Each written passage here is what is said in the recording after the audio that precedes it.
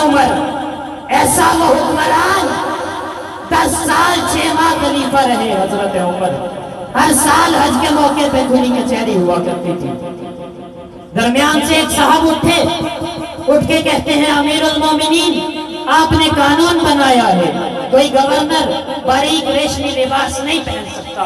امیر المومنین آپ نے قانون بنایا ہے کوئی گورنر اپنے دروازے پہ چوکیدار نہیں بٹھا سکتا۔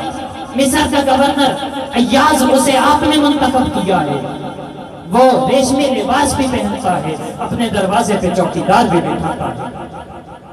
حضرت عمر کو غصہ آیا، حضرت عمر جلال میں آئے۔ حضرت عمر نے اپنے اس وقت کے سپہ سالار محمد بن مسلمہ کو حکم دیا کہ مصر کے گورنر ایاز کو گرفتار کر کے عمر کے سامنے لایا جائے۔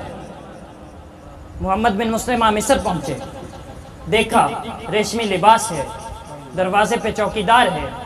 ایسا حکمران، کیوں آج ہمارے ان حکمرانوں کو ایسا حکمران یاد نہیں آ رہا جس نے دنیا بھر کو طرز حکومت سکھایا ہے؟ کیوں آج ہمارے حکمرانوں کو حضرت عمر جیسی شخصیت یاد نہیں آتی جس نے دنیا بھر کو طرز حکومت سکھایا؟